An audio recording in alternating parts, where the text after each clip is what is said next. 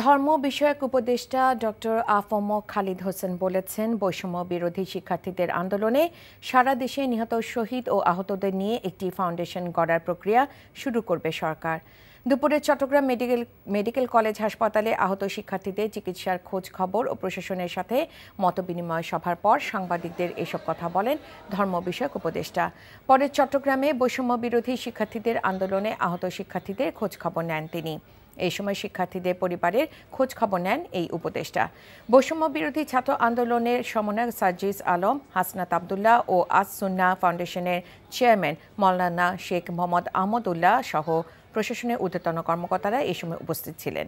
দেশের স্থিতিশীলতা রক্ষায় সবাইকে ধৈর্য ধরার আহ্বান জানান বৈষম্য বিরোধী ছাত্র আন্দোলনের সমন্বয়করা। সম্পূর্ণ সুস্থ না হওয়া পর্যন্ত তাদের চিকিৎসার ব্যয়ভার বাংলাদেশ সরকার বহন করবে এবং যদি বিশেষজ্ঞরা মতামত দেন, আমরা অসুস্থ যে কোনো পেশেন্টকে বিদেশে পাঠাতেও আমরা সম্মত আছি। আর আমি আপনাদের মাধ্যমে বিভিন্ন এনজিও, মানবিক সেবা স্বাস্থ্যের সাথে যারা জড়িত তাদের আহ্বান জানাই, আপনারা আহতদের পাশে দাঁড়ান।